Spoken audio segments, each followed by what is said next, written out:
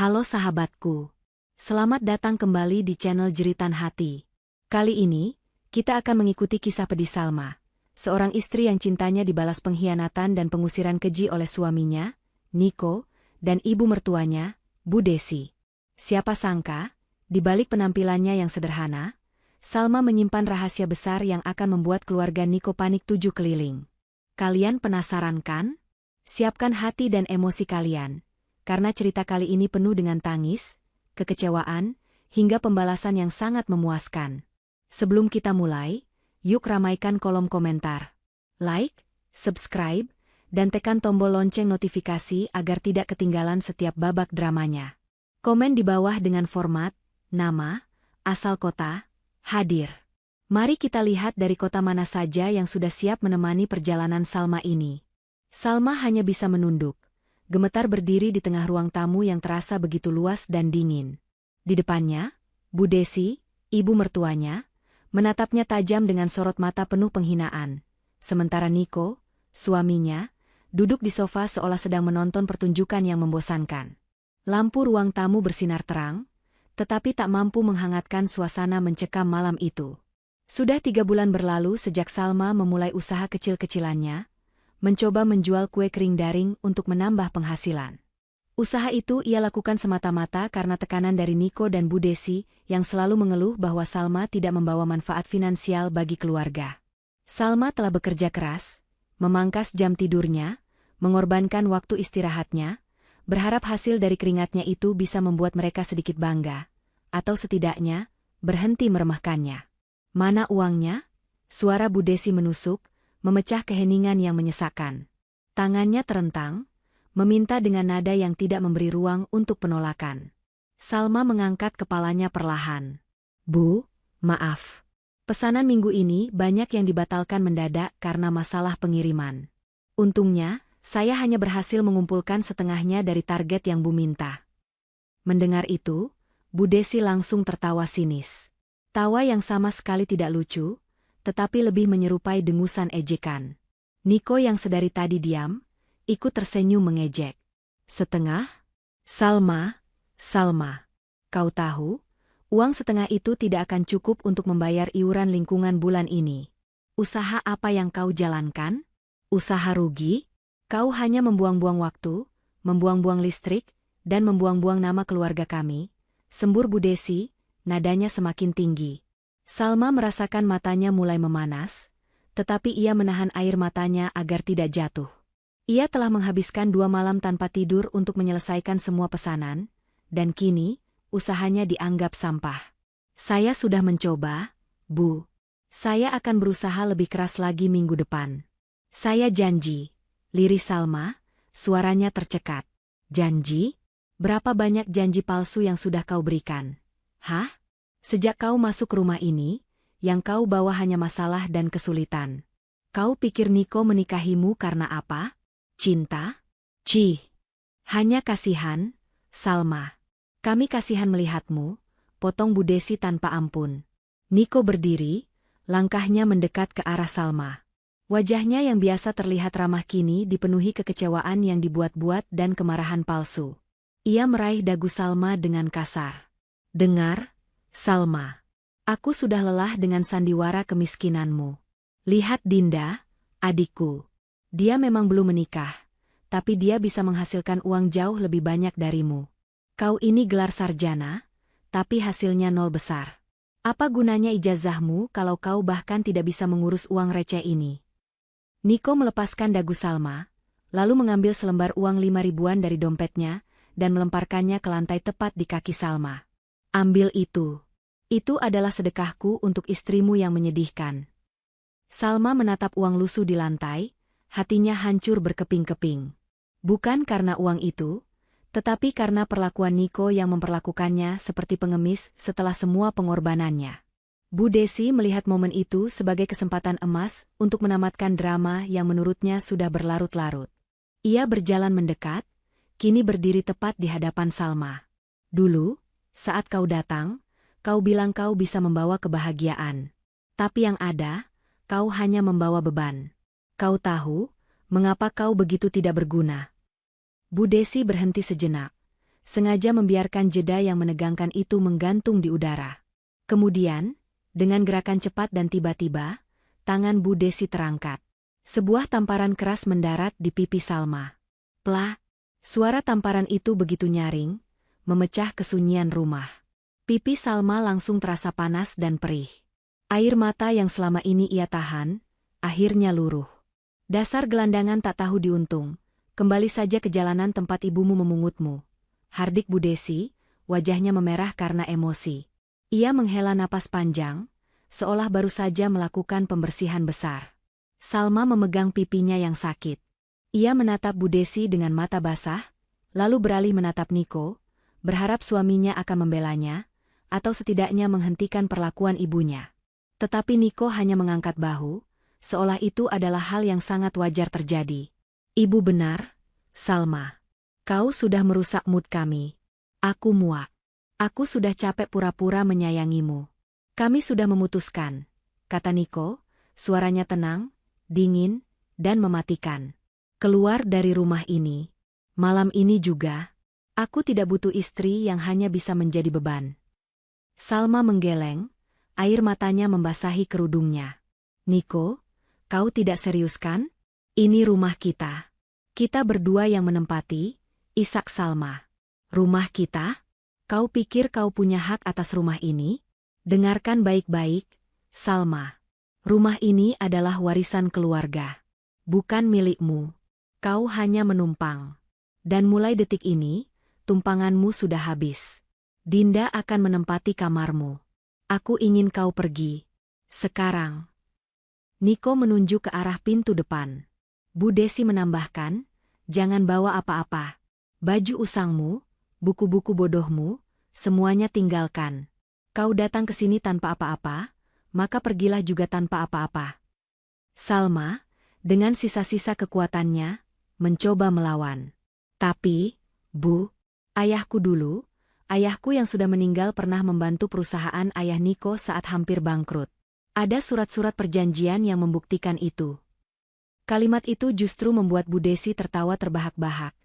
Tawa mengejek yang paling keras malam itu. Ayahmu? Ayahmu yang miskin itu? Hentikan sandiwara lamamu, Salma.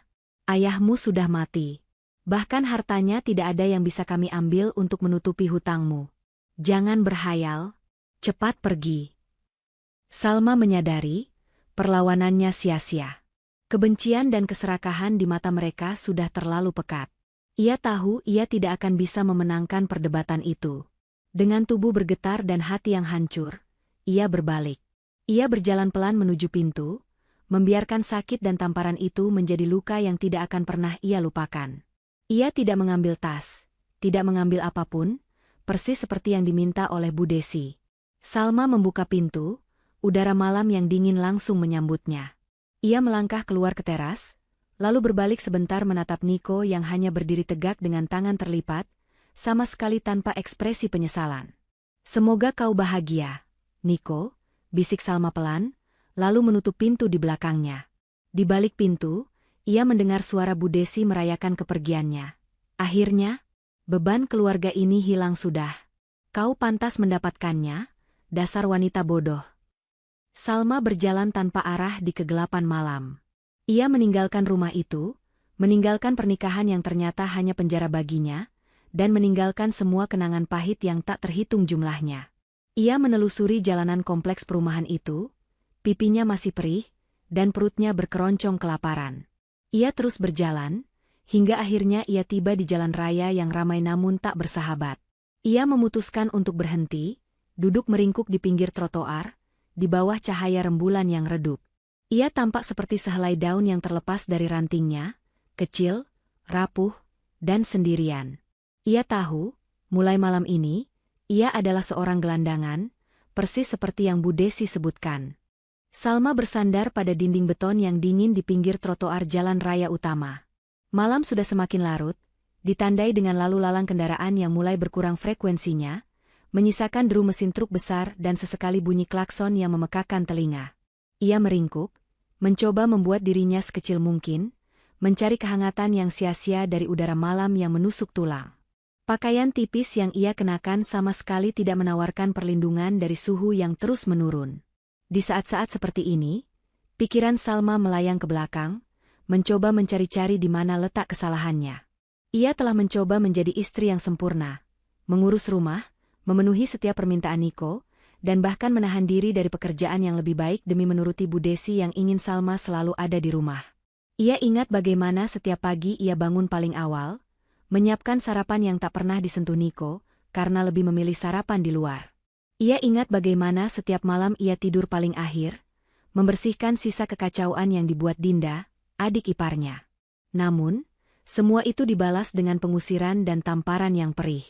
Kata-kata Bu Desi, dasar gelandangan tak tahu diuntung, kembali saja ke jalanan tempat ibumu memungutmu. Terus terngiang, menjadi melodi terburuk dalam hidupnya. Kata-kata itu lebih sakit daripada tamparan itu sendiri. Salma menyentuh pipinya yang masih terasa nyeri. Ia tidak membawa dompet, tidak membawa ponsel, ia benar-benar pergi tanpa apa-apa. Ia hanya memiliki pakaian yang melekat di tubuhnya, dan rasa sakit yang membebani seluruh jiwanya. Ia adalah sarjana lulusan terbaik dari universitas ternama, tetapi kini nasibnya jauh lebih buruk daripada orang yang tidak berpendidikan sekalipun.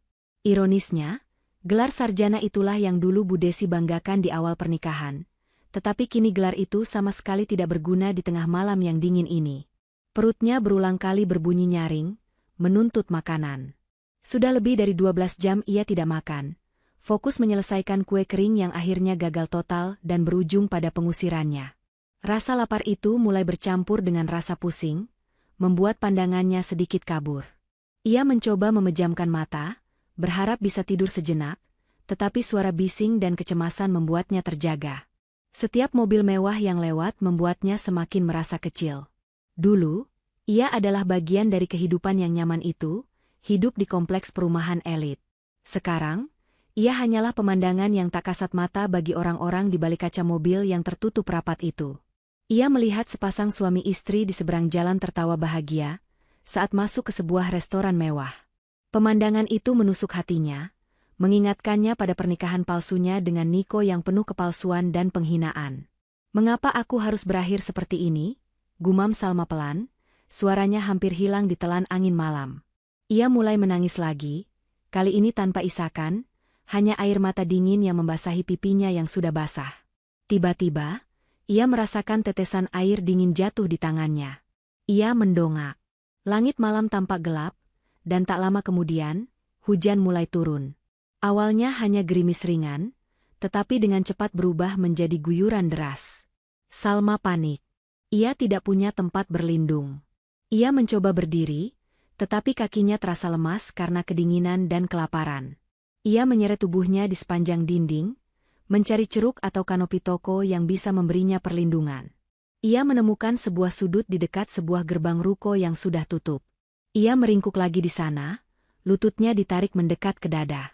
Air hujan membasahi seluruh tubuhnya. Rambutnya lepek, bajunya menempel dingin di kulitnya. Dalam keadaannya yang basah kuyup dan putus asa, ia mulai memikirkan kematian. Jika saja ia tidak ada, penderitaan ini akan berakhir. Tapi kemudian, ia ingat ayahnya.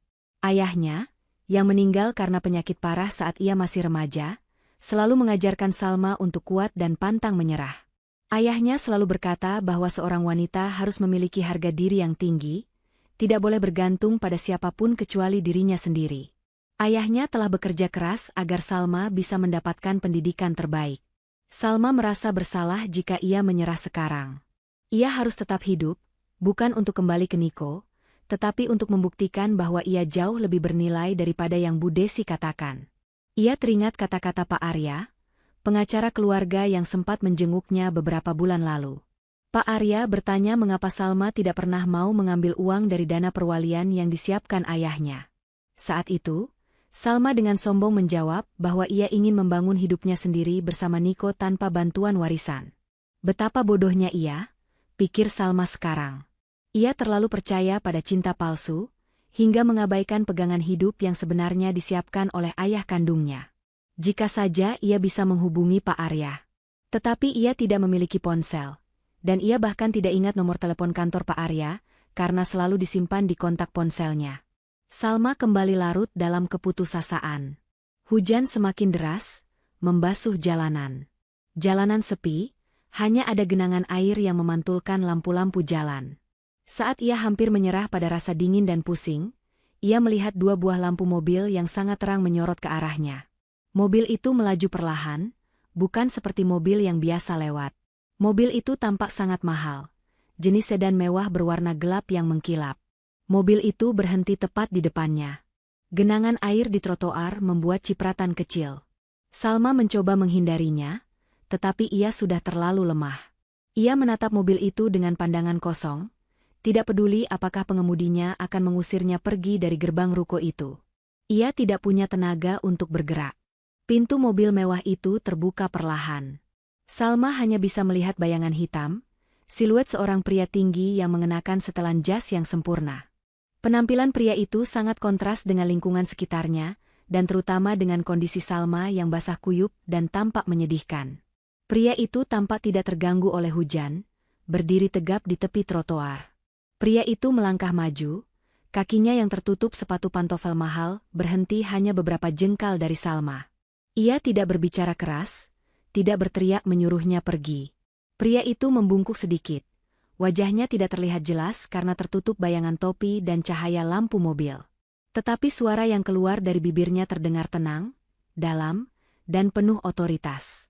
"Ayahmu menunggu," bisik pria berjas itu, suaranya pelan tetapi terdengar jelas di tengah deru hujan.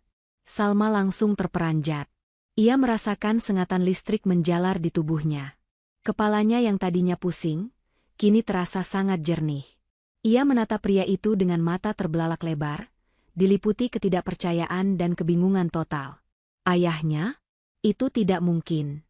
Ayahnya sudah meninggal dunia bertahun-tahun yang lalu. Ia bahkan menghadiri pemakamannya sendiri. Apakah ini hanya halusinasi yang disebabkan oleh kelaparan dan kedinginan? "Ayah, ayahku?" tanya Salma, suaranya serak dan hampir tidak terdengar. Pria berjas itu tidak menjawab pertanyaannya. Ia hanya mengulurkan tangan kanannya, sebuah isyarat tanpa kata yang jelas. "Ikuti aku." Salma benar-benar syok. Jika ini bukan halusinasi, siapa pria ini? Dan siapa yang ia maksud dengan ayah? Ini adalah akhir dari keputusasaan yang tak punya tujuan, berganti menjadi misteri yang mendebarkan dan menakutkan. Salma kini berada di persimpangan. Tetap di jalanan hingga ia mati kedinginan, atau mengambil risiko mengikuti pria misterius yang menyebut nama ayahnya yang sudah meninggal. Salma menatap pria berjas itu, lalu menoleh ke mobil mewah yang mesinnya masih menderu pelan. Rasa syok itu merambat, menghilangkan rasa dingin dan lapar sesaat. Bagaimana mungkin pria asing ini menyebut nama ayahnya yang sudah lama meninggal? Otaknya bekerja keras, berusaha mencerna situasi yang terasa sangat tidak nyata. "Anda siapa?" "Ayah saya, sudah lama tiada," ujar Salma, suaranya sedikit lebih kuat dari sebelumnya, meskipun masih bergetar. Ia mencoba mundur selangkah, naluri pertahanannya mulai bekerja. Pria berjas itu, yang kemudian diketahui bernama Devan, tidak menunjukkan ekspresi kaget atas penolakan atau keraguan Salma. Ia hanya menghela napas sabar, membiarkan hujan membasahi setelan jas mahalnya tanpa peduli. "Saya tahu, Nyonya Salma. Saya tidak bermaksud menakut-nakuti Anda. Tapi Anda harus ikut saya sekarang. Ini bukan tempat yang aman bagi Anda. Orang yang menunggu Anda bukan ayah kandung Anda, tetapi beliau adalah orang yang paling berhak melindungi Anda sekarang. Beliau yang mengutus saya," jelas Devan, suaranya tetap tenang dan berwibawa, penuh keyakinan. "Diutus? Siapa? Apakah ini ada hubungannya dengan wasiat ayah saya?" tanya Salma, mencengkeram erat kain bajunya yang basah. Kata kunci, wasiat, muncul karena ia teringat perbincangan terakhirnya dengan Pak Arya. Senyum tipis akhirnya terlihat di wajah Devan. "Ya, sangat ada hubungannya. Beliau adalah Pak Arya, rekan terpercaya almarhum ayah Anda. Beliau khawatir setelah mendengar kabar Anda pergi dari rumah." Mendengar nama Pak Arya, pertahanan Salma runtuh. Pak Arya adalah satu-satunya orang yang ia yakini tidak akan berbohong mengenai ayahnya. Rasa lega yang luar biasa membanjiri dirinya, sekaligus rasa malu yang tak tertahankan, karena ia berada dalam kondisi mengenaskan di hadapan utusan penting Pak Arya. Baiklah. Saya ikut, jawab Salma, menyerah pada takdir yang tiba-tiba berbalik arah ini. Devan segera membuka pintu belakang mobil. Interior mobil itu tampak hangat, kering, dan mewah, kontras sekali dengan dinginnya udara di luar. Salma ragu-ragu sejenak, takut mengotori jok kulit yang mahal itu dengan pakaiannya yang basah kuyup dan penuh lumpur. Jangan khawatirkan itu, Nyonya Salma. Masuklah. Anda harus segera berganti pakaian dan mendapatkan penghangat, kata Devan, mengantisipasi keraguan Salma. Salma pun masuk ke mobil. Saat ia duduk, ia merasakan kehangatan dari pemanas mobil langsung menyelimuti tubuhnya. Devan menutup pintu mobil, lalu berjalan memutar untuk mengambil tempat di kursi pengemudi. Saat mobil mulai melaju, meninggalkan jalanan sepi yang penuh kenangan pahit pengusirannya, Salma merasakan air mata yang lain. Air mata kelegaan. Ia terselamatkan dari malam yang mengerikan itu. Maaf, Tuan Devan, mengapa Pak Arya tahu saya diusir? Tanya Salma, kini ia sudah mulai tenang. Pak Arya memiliki tim yang mengawasi keamanan Anda, Nyonya. Bukan karena beliau tidak percaya pada suami Anda, tetapi itu adalah syarat dari wasiat almarhum ayah Anda. Beliau tidak boleh terlalu jauh dari pengawasan. Ketika tim melihat Anda diusir di tengah malam, Pak Arya langsung menyuruh saya menjemput Anda secepatnya. Beliau sangat marah dengan perlakuan keluarga Niko kepada Anda, jelas Devan, fokus pada jalanan. Salma terdiam. Ternyata, selama ini ada mata yang mengawasinya, bahkan saat ia merasa paling sendirian. Sebuah ironi yang menyakitkan. Perjalanan itu terasa sangat jauh. Setelah meninggalkan jalan raya yang ramai, mobil itu memasuki kawasan perkantoran mewah di pusat kota. Gedung-gedung pencakar langit yang menjulang tinggi terlihat megah, berkilauan diterpa lampu. Mobil berhenti di depan sebuah gedung perkantoran tua yang tampak kokoh dan sangat eksklusif. Gedung itu tidak mencolok dengan kaca-kaca modern, melainkan didominasi batu alam dan arsitektur klasik yang menunjukkan kemewahan yang tenang dan berkelas. Kita sampai, kata Devan, lalu segera turun dan membukakan pintu untuk Salma. Mereka memasuki lobi gedung itu. Lobi itu sepi, hanya ada satu petugas keamanan yang langsung memberi hormat kepada Devan. Devan membawa Salma menuju lift khusus, yang tidak memiliki tombol lantai, melainkan hanya membutuhkan kartu akses. Ini adalah kantor pribadi Pak Arya, Nyonya. Beliau sudah menunggu di lantai paling atas, bisik Devan. Saat pintu lift terbuka, Salma disambut dengan ruangan yang luar biasa. Itu bukan kantor biasa. Ruangan itu lebih mirip penthouse mewah dengan jendela kaca besar yang menghadap langsung ke panorama kota metropolitan di malam hari. Di tengah ruangan, duduklah seorang pria parubaya yang tampak berwibawa, mengenakan kemeja rapi meskipun malam sudah larut.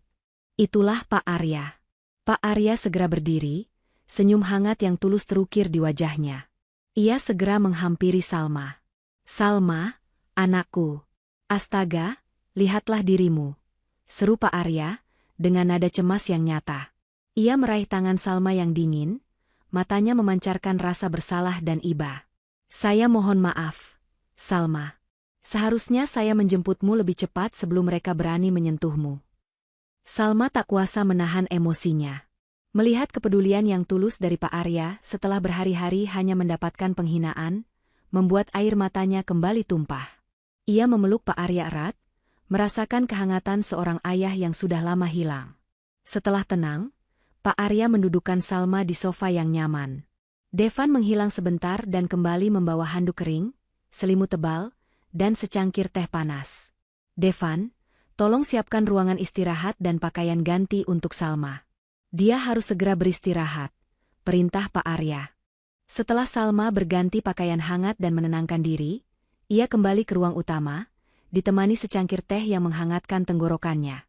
Pak Arya duduk di depannya, menatap Salma dengan tatapan yang serius. Sekarang, mari kita bicara bisnis, Salma. Saya sudah mendengar semua yang terjadi. Tamparan, pengusiran, dan penghinaan mereka. Saya tidak bisa memaafkan mereka, kata Pak Arya, membuka laci meja kerjanya dan mengeluarkan sebuah amplop besar yang tertutup rapat. Ini adalah surat wasiat almarhum ayahmu, lanjut Pak Arya, meletakkan amplop itu di meja. Ayahmu, Pak Rendra, adalah seorang visioner. Beliau tahu persis apa yang akan terjadi jika hartanya langsung jatuh ke tanganmu saat beliau tiada. Beliau tahu, banyak serigala berbulu domba yang akan mendekat. Salma mendengarkan dengan saksamanya, rasa penasaran yang besar menguasai dirinya. Pak Arya membuka amplop itu dan mengeluarkan beberapa lembar dokumen penting. Sesuai permintaannya, semua aset utama milikmu dialihkan ke perwalian saya setelah kematiannya. Dengan satu syarat yang sangat ketat. Warisan ini hanya akan diserahkan padamu jika kamu telah mencapai titik terendah dalam hidupmu. Yaitu, saat kamu benar-benar terpisah dari Niko, tanpa membawa apa-apa, dan ketika harga dirimu benar-benar diinjak-injak. Salma menelan ludah. Ayahnya merencanakan semua ini? Seolah-olah ayahnya sudah meramalkan perlakuan buruk yang akan ia terima dari Niko dan Bu Desi. Ayahmu ingin memastikan bahwa saat kamu mendapatkan kekuasaan, kamu sudah cukup matang dan kuat secara mental, tidak lagi mudah dipengaruhi oleh bujuk rayu serakah. Dan malam ini, Salma, kamu telah memenuhi semua syaratnya, ujar Pak Arya, tersenyum bangga. Ia menggeser dokumen-dokumen itu ke depan Salma. Selamat, Salma. Kamu adalah pemilik baru Arya Sentosa Group. Itu adalah aset properti dan real estate terbesar yang didirikan ayahmu, yang kini bernilai triliunan rupiah. Selama ini, aset itulah yang membuat keluarga Niko masih memiliki sedikit nama. Karena dulu, saat bisnis mereka hampir bangkrut, ayahmu yang membantu, dan sebagai jaminan, beberapa properti Niko sebenarnya atas nama Arya Sentosa Group. Mata Salma terbelalak. Triliunan?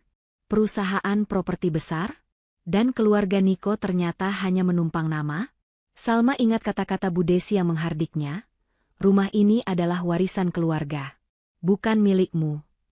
Termasuk rumah yang kau tinggali bersama Niko, yang katanya warisan keluarga Niko, itu sebenarnya adalah salah satu properti yang dikelola dan dijamin oleh perusahaan ini. Saat Niko dan ibunya mengusirmu, mereka justru mengusir pemilik aslinya. Sungguh ironis, tutup Pak Arya, menggelengkan kepalanya pelan. Rasa syok itu kini berganti menjadi kekuatan yang luar biasa. Dalam sekejap, statusnya berubah dari gelandangan yang diusir menjadi pewaris dan pemilik konglomerasi properti. Ia tidak hanya mendapatkan kekayaan, tetapi juga senjata paling ampuh untuk membalikkan keadaan.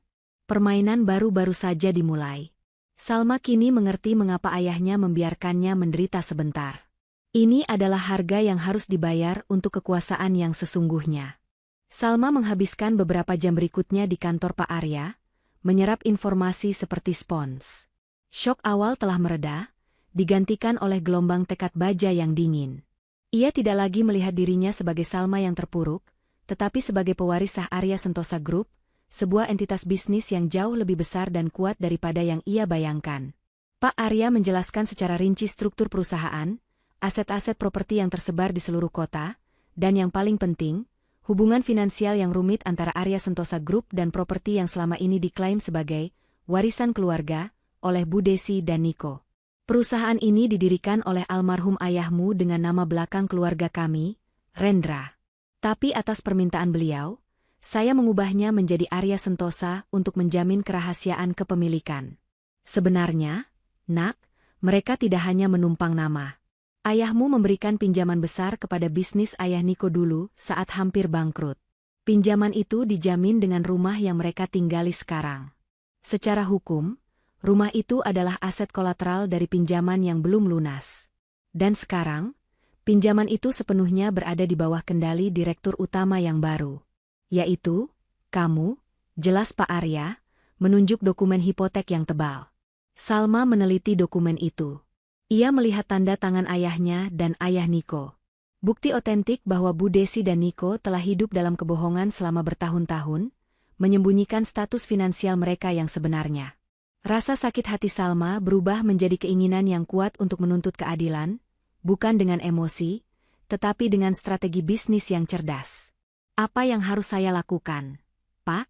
Saya tidak ingin membalas mereka dengan cara yang sama-sama rendah. Saya ingin mereka menghadapi konsekuensi hukum atas kebohongan dan penelantaran mereka. Tapi, saya belum siap tampil di publik, tanya Salma, menyusun rencananya. Pak Arya tersenyum bangga. Itu jawaban yang cerdas, Salma. Kita tidak akan bertindak terburu-buru. Kita akan bermain rapi, sesuai hukum, dan kita akan menggunakan aset ini untuk menekan mereka secara bertahap. Ingat, kekuasaan yang sesungguhnya adalah membuat mereka panik tanpa kamu harus bersuara. Biarkan sistem yang bekerja. Mereka berdua merancang strategi yang dikenal sebagai tekanan 3 hari. Rencana itu berfokus pada pemanfaatan status Salma sebagai pemilik baru untuk mengacaukan stabilitas finansial dan mental Niko dan Bu Desi dalam waktu singkat. Langkah pertama, segera setelah Salma resmi menandatangani dokumen pengambil alihan, Pak Arya akan mengaktifkan gugatan hukum terkait rumah dan properti kolateral lainnya. Gugatan ini akan menuntut pengembalian aset atau pelunasan pinjaman yang jatuh tempo. Ini akan menjadi bom waktu bagi keluarga Niko. Langkah kedua, menggunakan pengaruh Arya Sentosa Group untuk menarik semua kontrak kecil yang terkait dengan bisnis sampingan Niko. Bisnis Niko sebenarnya sangat bergantung pada supplier dan klien yang secara tidak langsung terkait dengan jaringan properti besar Arya Sentosa. Tanpa jaringan itu, bisnis Niko akan lumpuh. Langkah ketiga, menyediakan tim pengacara dan akuntan untuk mendampingi Salma sepenuhnya. Salma harus memahami seluk-beluk perusahaannya dalam waktu singkat agar ia siap tampil sebagai direktur utama yang kompeten.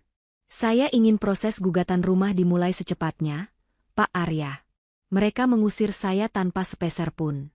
Biarkan mereka merasakan bagaimana rasanya kehilangan tempat tinggal yang mereka anggap suci itu, kata Salma dengan nada dingin. Rasa sakit hati yang ia rasakan semalam kini menjelma menjadi kekuatan untuk bertindak. Pak Arya mengangguk. Siap, Salma. Besok pagi, kita akan mulai. Sementara ini, saya sudah menyiapkan suite pribadi di salah satu hotel bintang 5 milik perusahaan kita. Devan akan mengantarmu. Kamu harus istirahat total. Ini adalah langkah awalmu sebagai bos besar. Malam itu, Salma dibawa oleh Devan ke hotel termewah di kota itu, yang ironisnya adalah bagian dari aset perusahaannya sendiri. Salma memasuki kamar yang luar biasa indah, dengan ranjang berukuran besar, pemandangan kota yang menakjubkan, dan kamar mandi marmer yang mewah. Kontras yang luar biasa. Hanya beberapa jam yang lalu, ia basah kuyup di pinggir jalan, dan kini ia tidur di atas kasur sutra. Salma tidak bisa tidur. Ia duduk di balkon, menatap lampu-lampu kota. Ia mengambil napas dalam-dalam, merasakan kekuatan baru mengalir dalam dirinya. Ia harus kuat. Ia harus membuktikan kepada Niko dan Bu Desi bahwa wanita yang mereka sebut, gelandangan tak tahu diuntung, itu kini telah bangkit sebagai pemilik segalanya. Sementara itu, di rumah Niko dan Bu Desi, keluarga Niko merayakan kebebasan mereka. Bu Desi terlihat sangat gembira. Ia menyuruh Dinda membersihkan kamar Salma. Akhirnya, kamar ini kosong. Ibu tidak perlu melihat wajah menyebalkannya lagi. Seru Bu Desi, tertawa puas sambil menyeruput tehnya. Niko, meskipun merasa sedikit bersalah karena mengusir Salma di tengah malam, segera menepis perasaan itu. Ya, Bu. Lagi pula, dia tidak berguna. Aku akan segera mencari istri baru dari keluarga kaya yang bisa mendongkrak status bisnis kita. Lupakan saja Salma. Dinda yang sedari tadi diam, menyahut. Benar, Mas Niko. Tapi aneh ya, Mas. Sejak Salma pergi, ponselku jadi agak sepi. Biasanya dia yang selalu mengingatkanku untuk membayar online shopping. Dinda hanya fokus pada hal-hal sepele, tidak menyadari badai besar yang akan menimpa keluarga mereka. Keesokan paginya, Niko pergi ke kantor dengan suasana hati yang cerah. Ia yakin hidupnya akan menjadi lebih baik tanpa Salma. Namun, saat ia tiba di kantor, ia disambut oleh wajah panik stafnya. Pak Niko, ada masalah besar, kata sekretarisnya gemetar. Masalah apa? Jangan berlebihan, sahut Niko dengan nada meremehkan. Semua pesanan besar dari distributor utama kita, yang biasa kita kerjakan, dibatalkan semua secara sepihak pagi ini, Pak. Kontraknya dihentikan mendadak tanpa alasan jelas. Alasannya, pihak distributor utama itu kini telah diakuisisi oleh perusahaan properti raksasa yang baru, dan mereka tidak lagi membutuhkan supplier kecil seperti kita. Jelas sekretaris itu. Niko langsung membeku. Bisnisnya sangat bergantung pada kontrak-kontrak itu. Jika itu dibatalkan, bisnisnya akan lumpuh total dalam hitungan hari. Apa nama perusahaan itu? Perusahaan properti raksasa apa yang tiba-tiba muncul? Teriak Niko, panik. Namanya?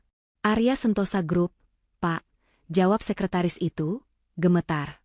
Niko merasa nama itu familiar, tapi ia tidak bisa mengingatnya. Ia terlalu sibuk menutupi kepanikan yang muncul tiba-tiba. Ia segera menelepon Bu Desi. Bu, kita dalam masalah besar. Bisnisku lumpuh.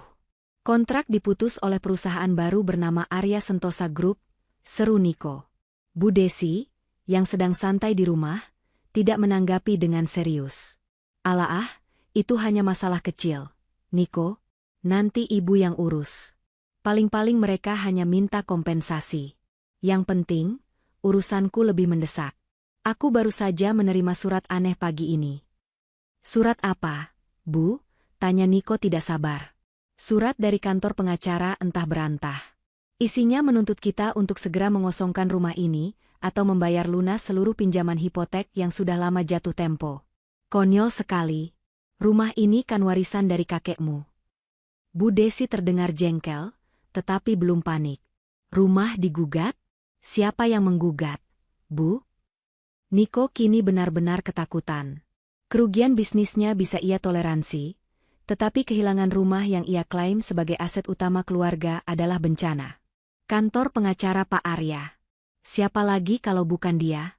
Dulu dia yang mengurus urusan pinjaman kakekmu itu. Tapi aku tidak ingat ada pinjaman yang belum lunas.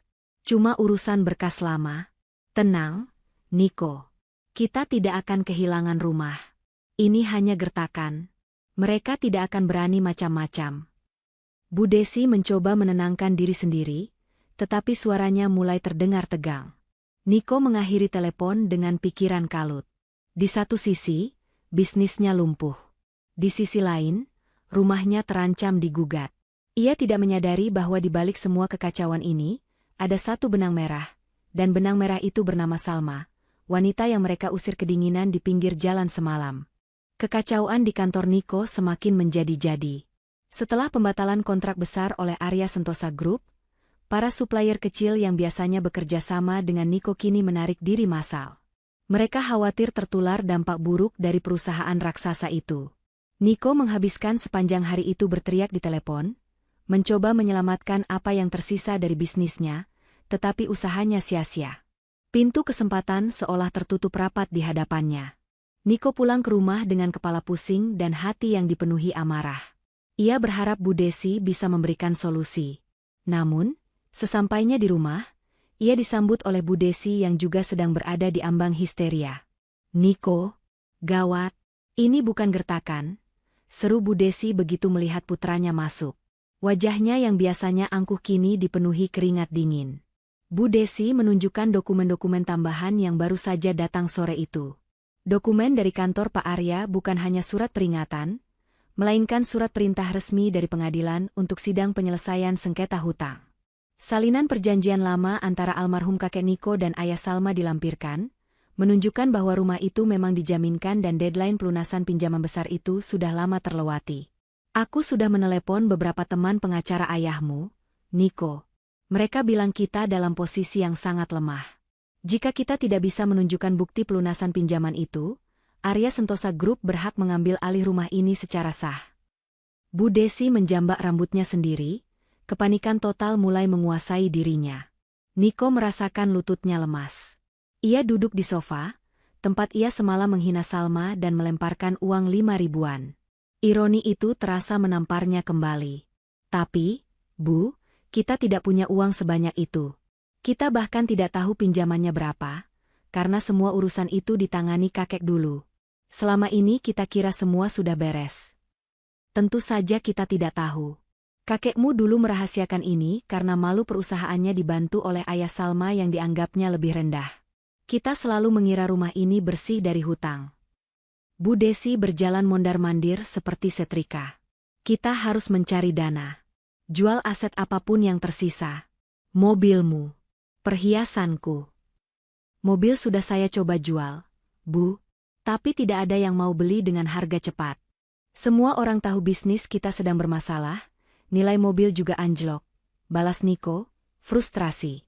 Sementara itu, Dinda muncul dari kamarnya, bingung melihat kekacauan orang tua dan kakaknya. Ada apa sih ribut-ribut? Aku tidak bisa tidur. Padahal besok ada janji photoshoot. Diam, Dinda. Ini bukan saatnya memikirkan photoshoot bodohmu. Kita mungkin akan segera kehilangan rumah. Bentak Bu Desi, membuat Dinda terdiam kaget. Malam itu, Bu Desi dan Niko tidak bisa tidur. Mereka menghabiskan waktu dengan menelepon siapa saja yang mereka kenal, mencoba mencari pinjaman besar atau investor yang mau menyelamatkan bisnis Niko.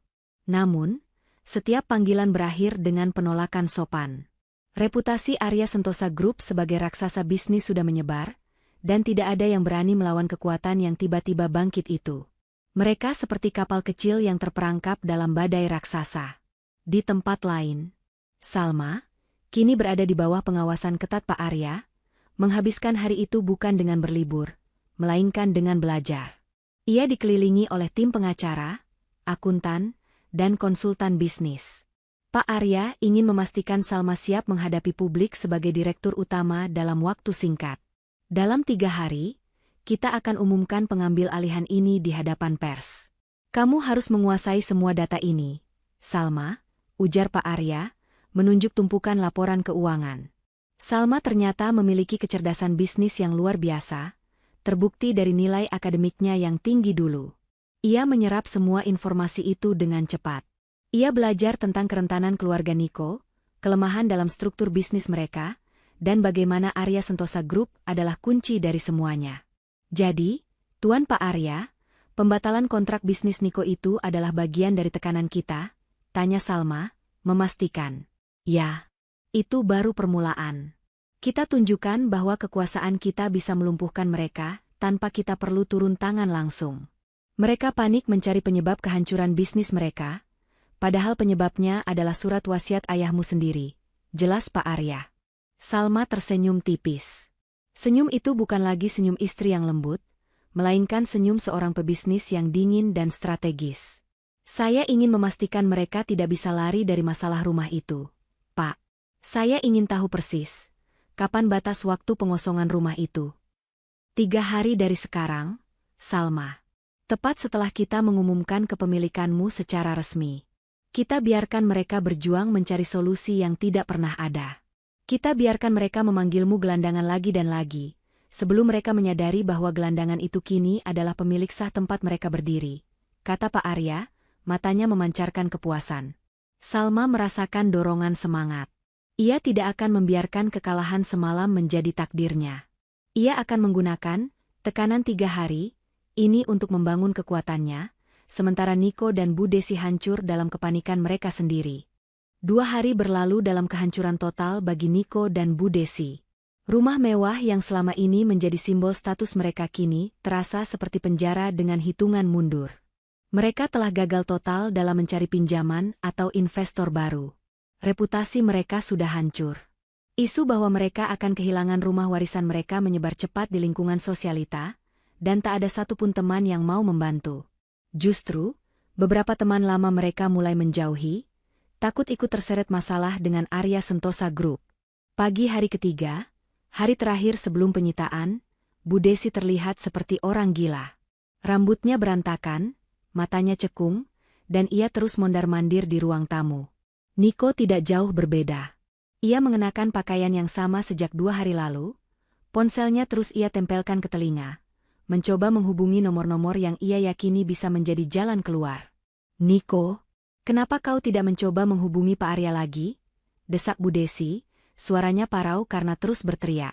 Sudah, Bu, nomornya tidak aktif. Saya sudah datang ke kantornya pagi-pagi, tapi kata Satpam, Pak Arya sedang sibuk mengurus presentasi besar di luar kota. Dia tidak mau diganggu, jawab Niko, frustrasi. Presentasi besar apa? Ini lebih besar dari presentasi bodoh itu, Niko. Ini rumah kita. Bu Desi menjerit. Niko mengusap wajahnya kasar. Kita harus mencari Salma. Hanya dia koneksi kita ke Pak Arya. Bagaimana caranya, Niko? Kita mengusirnya tanpa ponsel. Kita bahkan tidak tahu di mana dia. Dia pasti sudah pergi jauh dari kota ini karena malu. Kau yang membuatnya seperti itu. Bu Desi melempar bantal ke arah Niko, air matanya bercampur amarah. Niko teringat. Salma tidak punya teman dekat di kota itu selain mantan rekan kerjanya di kantor lama, sebelum Bu Desi memaksanya berhenti. Niko segera mencari nomor telepon kantor lama Salma, dan meneleponnya dengan harapan putus asa. Halo, saya Niko, suami dari Salma. Bisakah saya berbicara dengan mantan rekan kerjanya? Jawabannya adalah penolakan. Maaf, Tuan Niko. Salma sudah lama tidak bekerja di sini. Kami tidak tahu di mana dia sekarang. Niko mencoba mencari Dinda, berharap adiknya memiliki ide. Tetapi Dinda hanya duduk di kamarnya, sibuk menangisi pembatalan janji photoshoot dan kehilangan kesempatan untuk jalan-jalan karena ibunya terlalu stres. Aku tidak tahu, Mas. Salma itu membosankan, dia tidak punya teman gaul sepertiku. Dia hanya fokus pada kue-kue bodohnya itu. Mungkin dia sudah kembali ke kampung halamannya. Jawab Dinda tanpa peduli. Kampung halaman? Tapi dia tidak pernah membicarakan kampung halaman. Dinda. Niko mulai kehabisan ide. Mereka akhirnya memutuskan untuk melakukan hal yang paling memalukan. Kembali ke tempat Salma terakhir kali terlihat. Niko mengendarai mobilnya, yang sebentar lagi akan disita, menuju jalan raya tempat ia yakin Salma duduk meringkuk di pinggir trotoar. Ketika mereka sampai di lokasi itu, jalanan sudah ramai di pagi hari. Mereka mencari-cari di setiap sudut, di bawah setiap awning toko. Nihil. Tidak ada tanda-tanda Salma. Dia hilang, Niko, hilang. Ini semua salahmu. Bu Desi menangis histeris di dalam mobil. Jangan menangis seperti itu, Bu. Kita harus tenang. Ada satu cara terakhir, kata Niko, tiba-tiba mendapat ide gila. Kita akan ke kantor polisi dan melaporkan kehilangan Salma. Setidaknya, jika dia ditemukan, kita bisa memohon padanya. Mereka pun bergegas ke kantor polisi. Di sana, mereka harus menahan rasa malu yang luar biasa saat melaporkan hilangnya istri yang baru mereka usir 2 hari lalu. Mengapa Anda baru melaporkan kehilangan istri Anda sekarang, Tuan Niko? Dan mengapa dia pergi tanpa membawa apa-apa? Tanya petugas polisi itu dengan nada curiga. Niko berbohong dengan lancar. Kami bertengkar kecil. Saya pikir dia hanya butuh waktu sendirian. Tapi sekarang sudah 2 hari, dan saya khawatir. Polisi mencatat laporan itu tetapi memberitahu Niko bahwa mereka tidak bisa menjanjikan apa-apa. Salma adalah orang dewasa dan berhak pergi. Saat kembali ke mobil, Bu Desi melihat layar ponsel Niko menyala. Ada panggilan masuk dari nomor yang tidak dikenal. Niko ragu-ragu, tetapi ia mengangkatnya. Halo? Tuan Niko, suara di seberang terdengar profesional dan dingin. Saya Devan, asisten Pak Arya. Saya menelepon Anda atas perintah atasan saya. Beliau menyarankan Anda dan ibu Anda untuk menonton berita di saluran TV utama siang ini, tepat pukul 1. Ada informasi penting yang mungkin sangat relevan dengan masalah properti yang sedang Anda hadapi. Niko terkejut. Panggilan dari asisten Pak Arya. Ini adalah kontak pertama dari lingkaran kekuasaan itu setelah berhari-hari diblokir. Tunggu, Tuan Devan. Di mana Salma? Tolong beritahu saya. Saya harus bicara dengannya. Pinta Niko, suaranya memohon. Maaf, Tuan. Saya hanya menyampaikan pesan. Tonton TV Anda. Pukul 1 siang.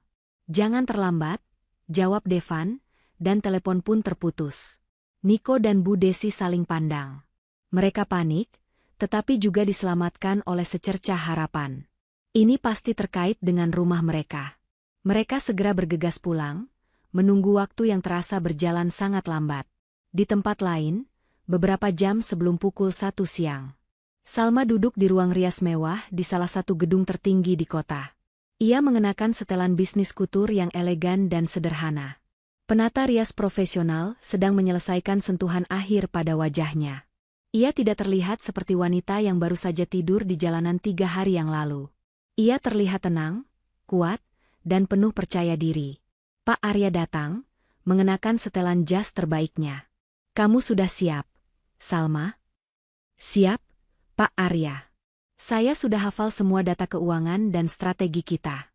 Saya siap menghadapi mereka, jawab Salma, menatap pantulan dirinya di cermin. Ia melihat seorang pejuang, bukan korban. Bagus. Ingat, acara ini adalah pengumuman pengambil alihan Arya Sentosa Group secara total. Kita akan umumkan kepemilikan sahammu secara resmi. Dan setelah itu, persis pukul 2 siang, kita akan aktifkan perintah sita rumah mereka. Beri mereka 1 jam untuk menanggung semua kehinaan ini, kata Pak Arya, senyum licik muncul di wajahnya. Salma mengangguk. Ia tahu, momen ini adalah puncaknya. Ia akan menjadi berita utama, dan saat Niko serta Bu Desi melihatnya, kehancuran mental mereka akan terjadi secara instan. Devan baru saja menghubungi Niko. Mereka sedang panik dan menunggu berita ini. Mereka pasti berpikir ini adalah pengumuman damai, atau semacam negosiasi properti. Kita biarkan mereka terjebak dalam delusi itu, tambah Pak Arya. Tepat pukul 12.55, Salma berjalan menuju podium konferensi pers yang sudah ramai dipenuhi wartawan. Lampu kilat kamera langsung menyambar, membuat suasana menjadi dramatis. Kembali ke keluarga Niko, 2 hari setelah pengusiran. Kepanikan sudah mencapai puncaknya. Bu Desi dan Niko terlihat berantakan. Mereka belum mandi, belum tidur nyenyak, dan hanya makan seadanya. Mereka terus berdebat di ruang tamu, mencari-cari solusi. Aku yakin ini ada hubungannya dengan Salma, kata Bu Desi tiba-tiba, matanya menyipit penuh kecurigaan. Bagaimana mungkin, Bu? Salma itu bodoh. Dia tidak punya apa-apa. Dia tidur di pinggir jalan sekarang. Balas Niko, menepis gagasan itu karena terlalu mustahil. Tidak, Niko. Aku curiga. Aku ingat, dulu sebelum ayah Salma meninggal, dia sempat bertemu diam-diam dengan Pak Arya. Aku selalu curiga dengan Pak Arya itu. Dia pasti membantu Salma. Kalaupun Pak Arya membantunya, dia hanya pengacara. Bu, tidak mungkin dia bisa melumpuhkan bisnis kita dalam 2 hari dan menggugat rumah kita dengan tuntutan sebesar itu. Ini pasti persaingan bisnis. Bukan Salma. Niko bersikeras menolak gagasan itu, karena jika itu benar, maka kehinaan mereka akan jauh lebih besar. Tiba-tiba, ada ketukan keras di pintu. Niko membukanya dengan malas. Di luar, berdiri seorang pria berjas rapi, membawa sebuah amplop tebal. Tuan Niko, ini adalah surat pemberitahuan dari pengadilan. Karena Anda gagal hadir pada sidang awal dan tidak menunjukkan niat baik untuk melunasi hutang kolateral properti atas nama Arya Sentosa Group, maka properti ini resmi akan disita 3 hari dari sekarang. Ujar pria itu dengan nada datar, menyerahkan dokumen. Niko mengambil dokumen itu dengan tangan gemetar. Ia membaca isinya, dan rasa dingin menjalar ke seluruh tubuhnya. 3 hari. Mereka hanya punya waktu 3 hari untuk mengosongkan rumah yang selama ini mereka banggakan sebagai warisan. Niko segera masuk dan menunjukkan surat itu kepada Bu Desi. Bu Desi membaca surat itu, dan kini, air mata ketakutan yang tulus membasahi pipinya. Kita sudah habis, Niko. Kita akan menjadi gelandangan. Mereka tidak memberi kita ampun. Isak Bu Desi, memeluk dokumen itu erat-erat. Aku harus mencari Salma, Bu. Aku harus memohon padanya. Hanya dia yang bisa menghubungi Pak Arya. Mungkin jika kita memohon dengan sangat, Pak Arya akan kasihan. Putus Niko, sebagai upaya terakhirnya. Bu Desi menggeleng. Tidak akan berhasil, Niko. Kau mengusirnya seperti anjing. Kau menamparnya. Dia pasti sudah pergi jauh. Bagaimana kita mencarinya tanpa ponsel dan tanpa petunjuk? Mereka berdua terdiam, menyadari betapa putus asanya situasi mereka. Mereka tidak punya petunjuk, tidak punya uang, dan waktu mereka hanya tersisa 3 hari. Kepanikan total telah menguasai rumah itu, membuat mereka lupa bahwa wanita yang mereka benci itu kini sedang mempersiapkan diri untuk menjatuhkan palu terakhir. Malam itu, Niko dan Bu Desi akhirnya menyadari bahwa karma itu nyata dan sedang berjalan menuju mereka dengan kecepatan penuh. Niko dan Bu Desi duduk tegang di depan televisi, dengan Dinda yang ikut menonton karena penasaran. Mereka menyetel saluran berita utama, menunggu pengumuman penting yang dijanjikan Devan. Pukul 13 tepat. Acara dimulai. Di layar TV, muncul headline yang menggelegar, pengumuman kepemilikan baru Arya Sentosa Group, konglomerasi properti terbesar. Bu Desi berbisik lega. Tuh kan, Niko, ini hanya urusan bisnis. Mungkin mereka akan menawarkan kita kesepakatan untuk melunasi hutang itu. Mungkin mereka kasihan setelah tahu kita diancam Sita. Lalu, seorang pembawa acara formal muncul, diikuti oleh adegan yang langsung membuat jantung Niko dan Bu Desi berhenti berdetak. Di layar, di antara kerumunan wartawan yang ramai, tampaklah Pak Arya berdiri tegak di samping seorang wanita yang sangat anggun dan berwibawa. Wanita itu mengenakan setelan bisnis yang mahal dan tatapan matanya tajam. Wanita itu tersenyum tipis saat kamera menyorotnya. Senyum itu dingin, menusuk, dan sangat familiar. Niko dan Bu Desi memicingkan mata, berusaha memastikan. Wajah yang dipoles sempurna, rambut yang tertata rapi, dan aura kekuasaan yang terpancar kuat. Itu tidak mungkin, bisik Bu Desi, matanya membelalak lebar. Itu Salma, kata Niko, suaranya tercekat di tenggorokan. Ia tidak bisa bernapas. Salma, istri yang mereka usir kedinginan. Istri yang mereka sebut gelandangan. Di layar, Pak Arya maju ke mikrofon. Dengan bangga saya umumkan, bahwa mulai hari ini, Direktur Utama dan pemilik saham mayoritas Arya Sentosa Group adalah Ibu Salma. Kamera segera menyorot Salma. Salma melambaikan tangan dengan anggun. Niko dan Bu Desi ambruk di sofa. Dunia mereka runtuh dalam hitungan detik. Gelandangan yang mereka usir kini adalah bos dari perusahaan raksasa yang sedang menghancurkan hidup mereka. Ketakutan itu jauh melampaui kepanikan. Itu adalah teror. Niko dan Bu Desi duduk terpaku, menatap layar televisi yang menampilkan Salma dengan anggun. Suara tepuk tangan wartawan di layar TV terdengar, seperti ejekan yang menusuk telinga mereka. Bu Desi merangkak mundur, menjauhi televisi seolah layar itu bisa membakarnya. Niko ambruk, tangannya mencengkeram kepalanya sendiri. Tidak mungkin. Ini pasti lelucon. Ini pasti kesalahan. Salma tidak mungkin. Dia tidak punya apa-apa. Teriak Bu Desi, suaranya pecah antara penolakan dan ketakutan. Dinda, yang sejak tadi hanya menonton, kini mulai menangis. Bukan karena kasihan pada Niko dan Bu Desi, tetapi karena ia baru menyadari betapa bodohnya ia telah ikut meremehkan Salma.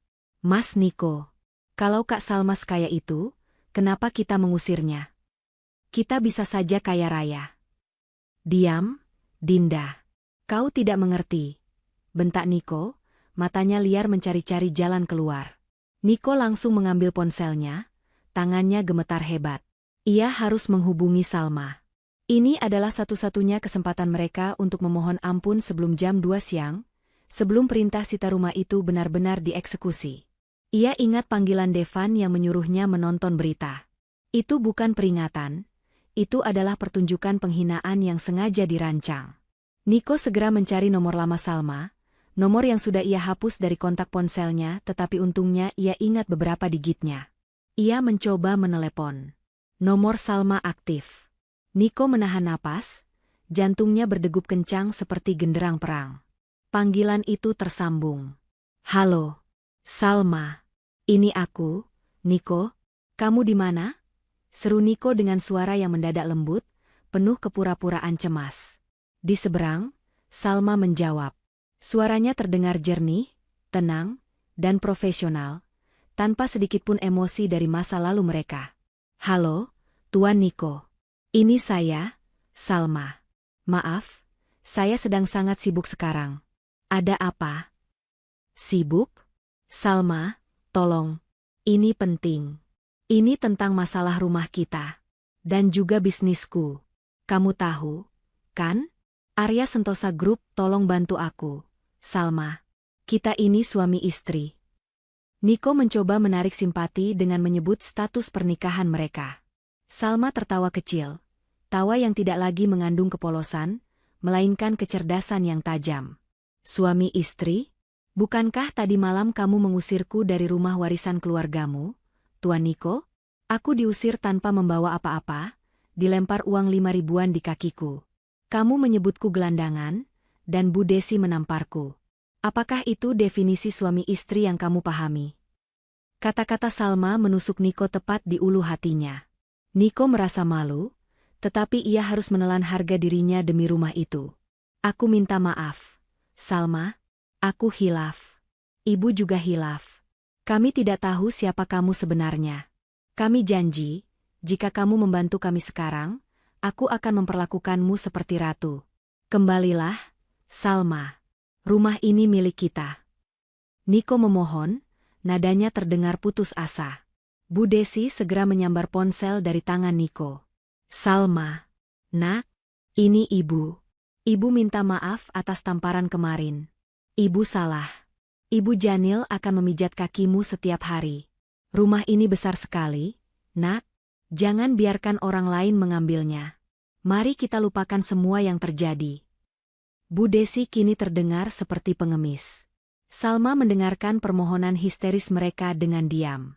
Ia membiarkan mereka berbicara, mengeluarkan semua kepura-puraan dan penyesalan palsu mereka. Setelah mereka selesai, Salma mengambil jeda yang panjang. Suara di seberang terdengar sunyi, hanya ada detak jantung Niko dan Bu Desi yang berdebar kencang. Akhirnya, Salma menjawab, "Maaf, Tuan Niko, Bu Desi. Saya menghargai panggilan Anda, tetapi saya benar-benar tidak punya waktu untuk membahas masalah pribadi, apalagi masalah properti yang sudah jelas status hukumnya. Saya sudah menyerahkan semua urusan rumah dan bisnis kolateral Anda kepada tim pengacara saya. Mereka akan bertindak sesuai prosedur hukum yang berlaku." "Tapi Salma, kamu adalah pemiliknya.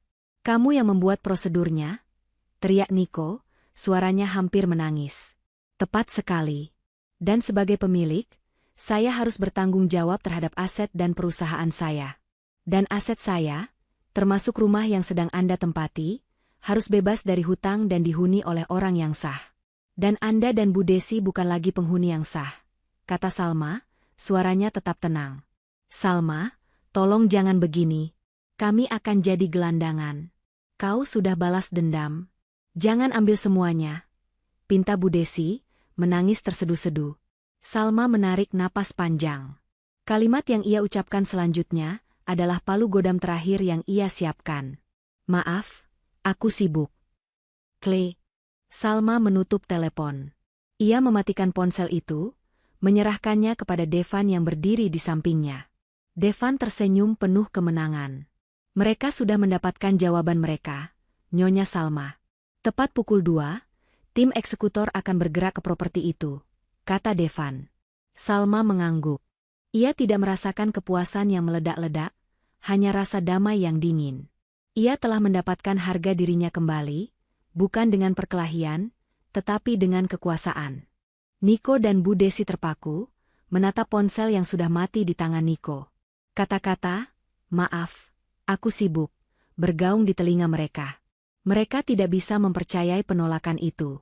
Wanita yang mereka usir kini begitu kuat, hingga tak punya waktu untuk mendengar permohonan putus asa mereka. Dia menutup teleponnya, "Niko." Dia menutup teleponnya.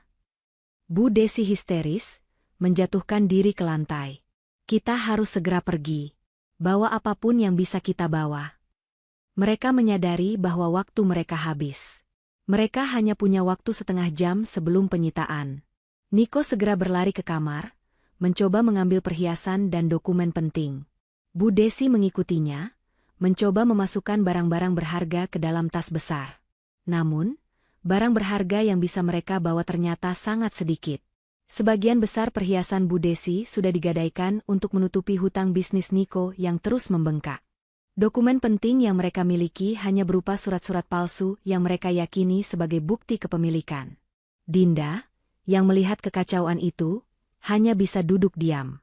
Ia tidak membantu, tetapi juga terlalu takut untuk bicara. Pukul 13.50. Bunyi klakson keras terdengar dari luar gerbang. Niko mengintip dari jendela.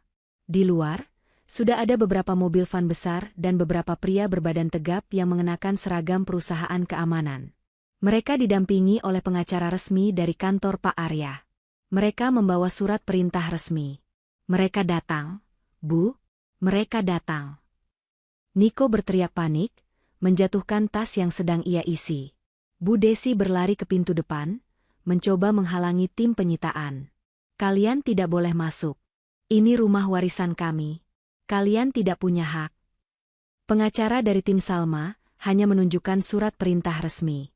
"Maaf, Ibu. Properti ini adalah aset Arya Sentosa Group yang disita karena tunggakan hutang. Jika Anda tidak mengosongkan rumah dalam 5 menit, kami terpaksa menggunakan kekerasan. Bu Desi ambruk di depan pintu, mencoba memohon. Salma, kalian suruh Salma datang.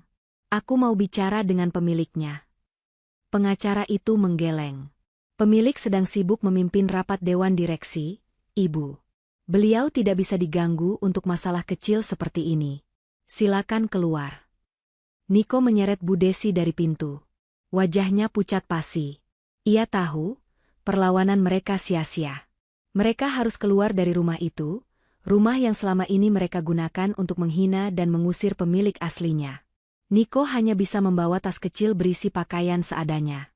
Tepat pukul 14, Niko, Bu Desi, dan Dinda melangkah keluar dari gerbang rumah itu. Tim penyitaan langsung memasang kunci baru dan menempelkan plakat besar bertuliskan, aset disita oleh Arya Sentosa Group. Mereka bertiga berdiri di pinggir jalan, sama seperti Salma 3 hari yang lalu. Hanya saja, mereka tidak basah kuyup, tetapi mereka lebih hancur. Mereka kehilangan segalanya, rumah, bisnis, reputasi, dan harga diri. Bu Desi menatap rumah itu, yang kini bukan lagi miliknya, dan berteriak histeris, menangisi nasibnya yang berubah drastis dari nyonya rumah menjadi gelandangan. Niko hanya berdiri membeku, menyadari betapa kejamnya karma itu memukul balik mereka. Niko, Bu Desi, dan Dinda kini benar-benar tanpa arah. Mereka berdiri di pinggir jalan, menatap rumah mereka yang kini disegel oleh plakat besi bertuliskan nama perusahaan yang dikuasai Salma. Rasa malu yang luar biasa bercampur dengan kemarahan dan keputusasaan. Mereka telah menjadi tontonan bagi tetangga-tetangga yang kini berbisik-bisik, menyaksikan jatuhnya keluarga yang selama ini selalu menyombongkan diri. Bu Desi terus menangis, isakannya tak terkontrol. Bagaimana ini, Niko? Kita mau tidur di mana? Kita tidak punya uang. Ponselku sudah kugadaikan minggu lalu. Niko, meskipun sama paniknya, berusaha berpikir jernih. Kita harus mencari tempat menginap sementara. Kita masih punya sedikit uang tunai sisa bisnis yang bangkrut itu. Kita cari hotel murah dulu di pinggir kota. Mereka membawa tas kecil berisi beberapa pakaian dan perhiasan yang tersisa. Aset mobil Niko sudah diambil oleh Leasing karena tunggakan cicilan, yang juga merupakan dampak domino dari kejatuhan bisnisnya. Mereka harus berjalan kaki mencari taksi.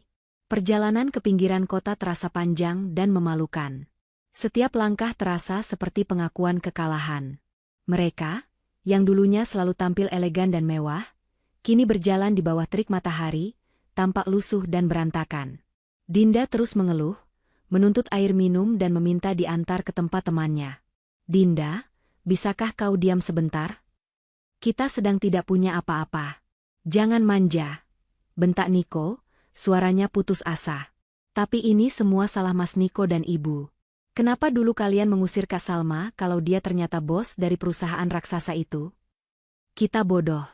Kita sudah menghancurkan masa depan kita sendiri. Balas Dinda, menangis bukan karena penderitaan mereka, tetapi karena kehilangan fasilitas mewah. Kata-kata Dinda menusuk Niko dan Bu Desi. Ya, mereka memang bodoh. Keserakahan mereka telah membutakan mata mereka dari potensi besar Salma. Mereka terlalu sibuk meremehkan latar belakang Salma, hingga lupa bahwa orang kaya sejati tidak selalu menunjukkan kekayaannya. Mereka akhirnya menemukan hotel kelas melati yang jauh dari kata layak. Kamar itu sempit, pengap, dan bau. Bu Desi langsung histeris lagi begitu melihat sprei yang terlihat kusam. Aku tidak mau tidur di sini. Aku tidak pernah tidur di tempat seperti ini. Bu Desi merengek, sama seperti Dinda. Bu, sadar. Kita sudah tidak punya apa-apa. Bersyukurlah kita masih bisa tidur di bawah atap. Bentak Niko, yang kini kehilangan kesabaran. Di kamar itu, mereka menghabiskan sisa hari dengan saling menyalahkan.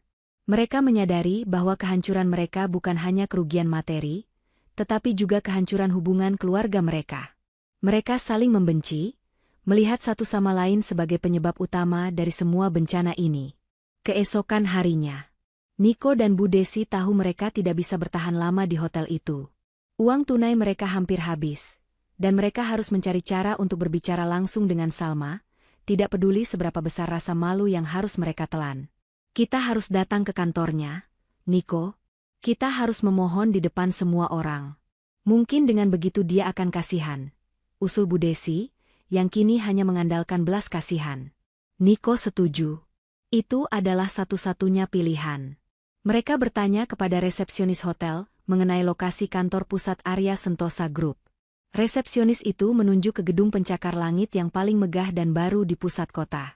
Mereka naik taksi terakhir dengan sisa uang mereka, menuju gedung itu. Jantung mereka berdebar kencang. Ketika mereka tiba, mereka disambut oleh lobi yang luar biasa mewah, dengan lantai marmer mengkilap dan dekorasi kristal yang elegan. Nico dan Bu Desi berjalan ke meja resepsionis dengan langkah ragu-ragu. Mereka terlihat sangat kontras dengan karyawan kantor yang rapi dan elegan. Kami ingin bertemu dengan Ibu Salma, kata Nico, mencoba terdengar percaya diri. Resepsionis itu menatap mereka dari atas ke bawah. Maaf, Bapak dan Ibu.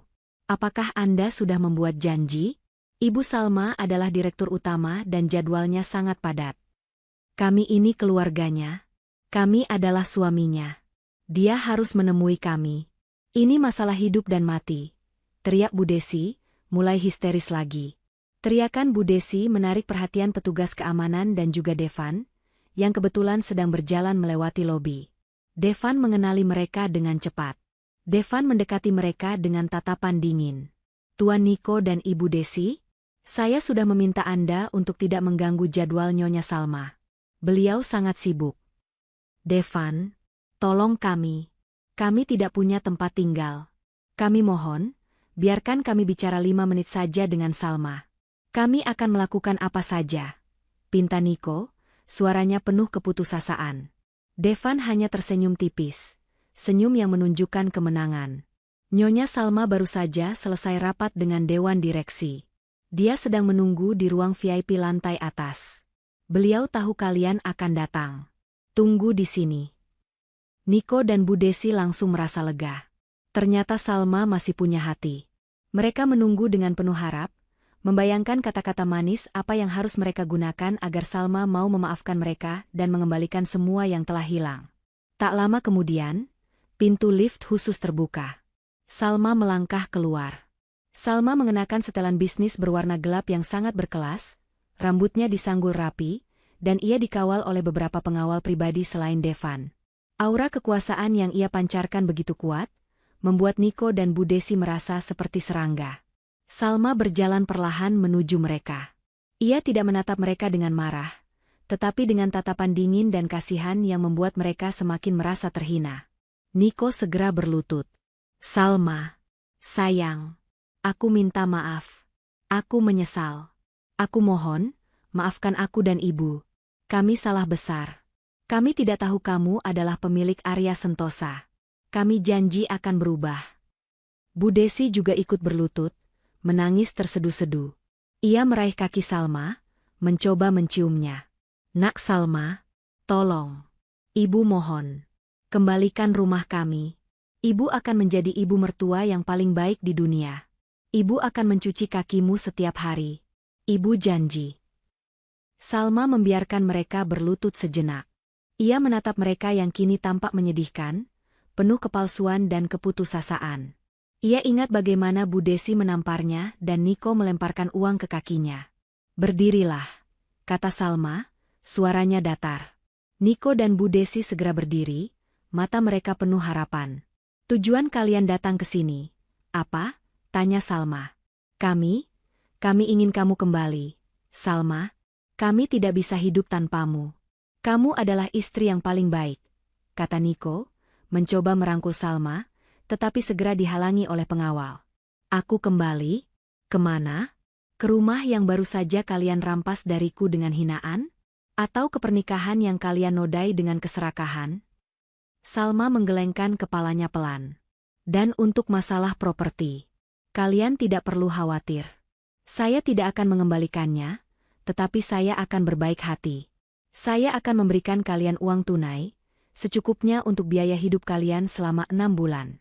Dengan satu syarat, ujar Salma, matanya menyipit. Nico dan Bu Desi langsung antusias.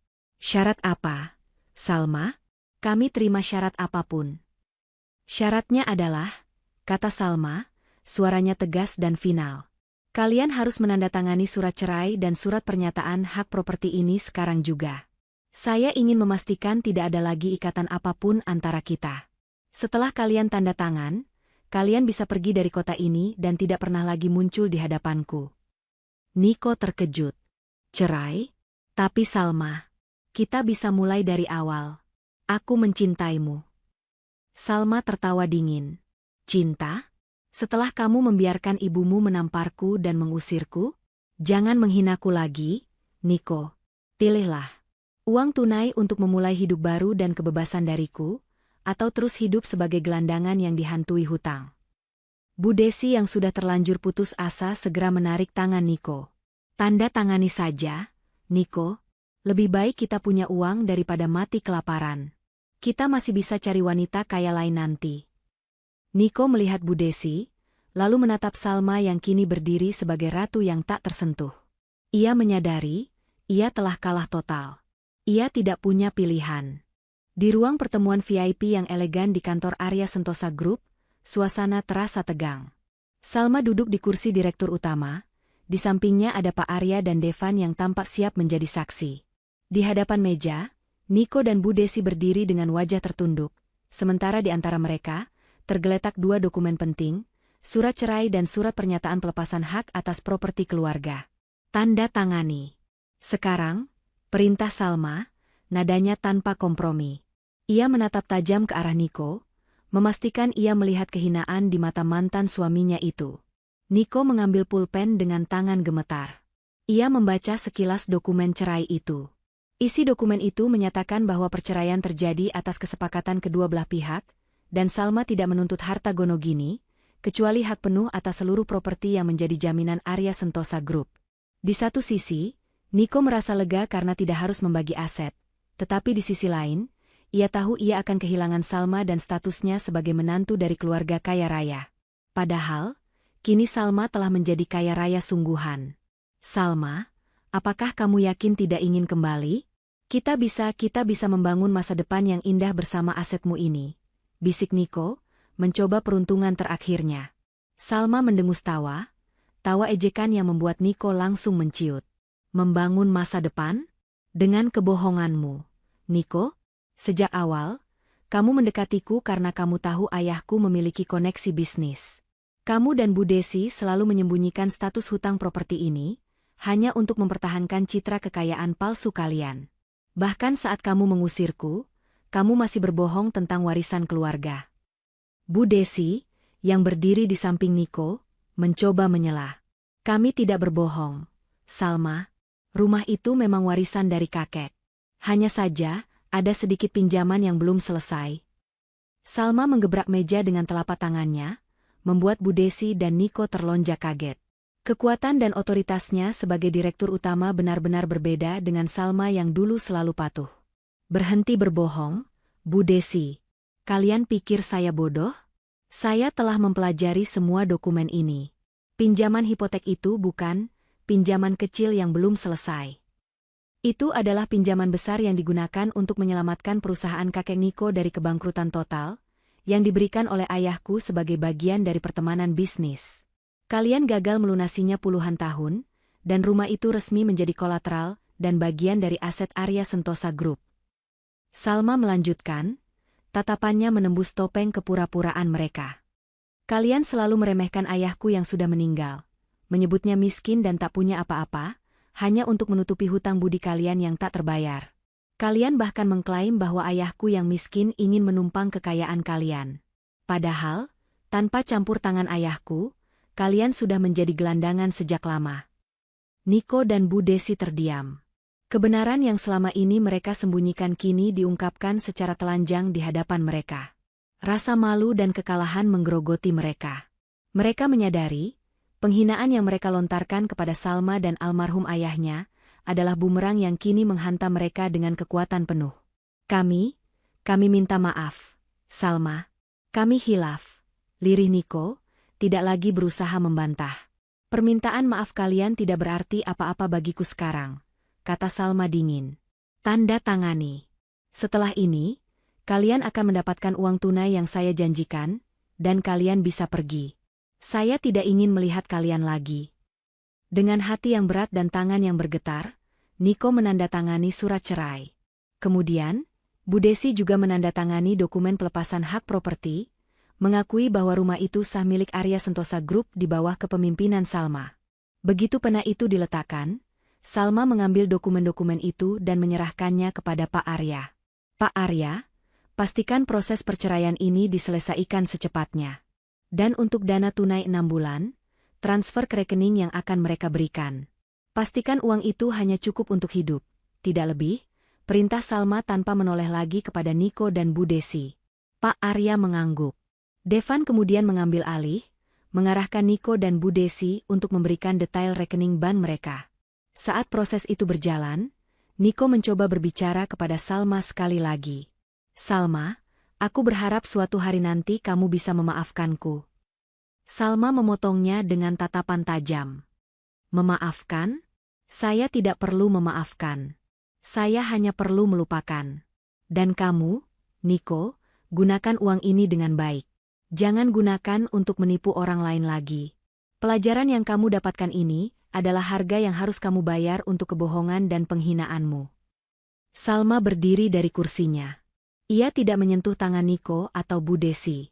Ia hanya berjalan melewati mereka menuju jendela, menatap pemandangan kota dari ketinggian. Ia sudah selesai dengan mereka. Niko dan Bu Desi akhirnya pergi dari kantor itu. Mereka membawa sejumlah uang tunai yang cukup untuk bertahan hidup, tetapi mereka tidak membawa harga diri, kehormatan, atau masa depan yang cerah.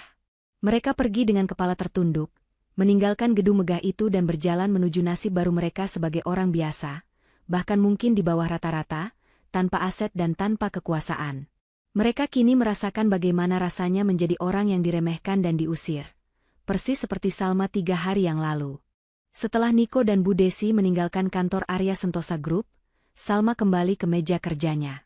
Ruangan itu terasa hening, tetapi itu adalah keheningan yang menenangkan, jauh berbeda dari keheningan mencekam yang dulu ia rasakan di rumah Niko. Ia telah berhasil. Ia mendapatkan kembali harga dirinya, mengamankan warisan ayahnya, dan membebaskan diri dari pernikahan yang toksik.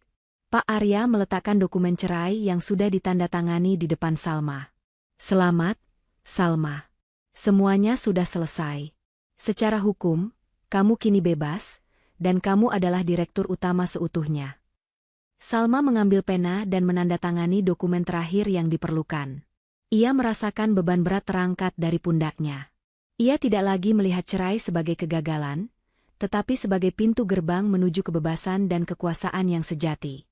Terima kasih banyak, Pak Arya. Tanpa bantuan Anda, saya mungkin sudah menyerah di pinggir jalan 3 hari yang lalu, ujar Salma tulus. Ayahmu pasti bangga, Salma. Ia tidak salah dalam menetapkan syarat wasiat itu. Kamu terbukti kuat dan cerdas. Sekarang, saatnya fokus ke depan, kata Pak Arya, tersenyum hangat. Salma menghabiskan beberapa bulan berikutnya dengan tenggelam dalam pekerjaannya. Ia membuktikan dirinya sebagai pemimpin yang kompeten dan visioner. Di bawah kepemimpinannya, Arya Sentosa Group semakin maju pesat. Salma menerapkan prinsip-prinsip bisnis yang etis dan adil, berbanding terbalik dengan keserakahan yang pernah ia alami. Ia menggunakan kekayaannya bukan hanya untuk kemewahan pribadi, tetapi untuk memberdayakan karyawan dan melakukan amal, sebuah bentuk penghormatan kepada nilai-nilai yang ditanamkan almarhum ayahnya. Ia membeli sebuah penthouse di puncak gedung kantornya sendiri, menjadikannya rumah. Di tempat itu, ia menemukan ketenangan dan kedamaian yang tidak pernah ia dapatkan saat masih berstatus sebagai istri Niko. Ia kini dikelilingi oleh profesional yang menghargai kecerdasannya, bukan statusnya. Beberapa waktu kemudian, Salma menerima laporan singkat dari tim pengacara mengenai kondisi Niko dan Bu Desi. Setelah menerima uang tunai dari Salma, Niko dan Bu Desi mencoba memulai hidup baru di kota kecil di luar kota metropolitan. Namun, tanpa aset, tanpa jaringan, dan tanpa keahlian bisnis yang mumpuni, mereka kesulitan mendapatkan pekerjaan yang layak. Bu Desi, yang terbiasa hidup mewah, tidak sanggup beradaptasi dengan kehidupan sederhana. Mereka terus bertengkar dan saling menyalahkan. Niko mencoba mencari investor baru, tetapi nama buruknya sudah menyebar.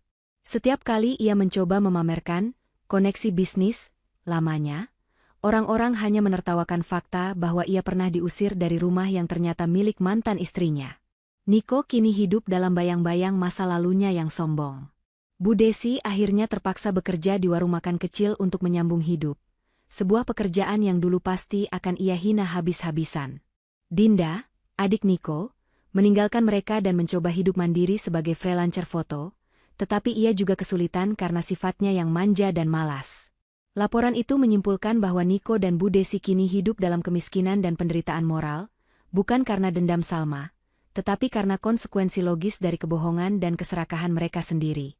Salma telah memberikan mereka kesempatan hidup yang layak dengan uang tunai itu, tetapi mereka menyia-nyiakannya. Salma menutup laporan itu. Ia tidak merasakan kebencian, hanya rasa kasihan. Dendamnya telah berakhir pada hari ia menutup telepon dan berkata, "Maaf, aku sibuk." Suatu sore, saat Salma mengadakan acara amal di rooftop kantornya, ia melihat ke bawah, ke arah jalanan kota yang padat.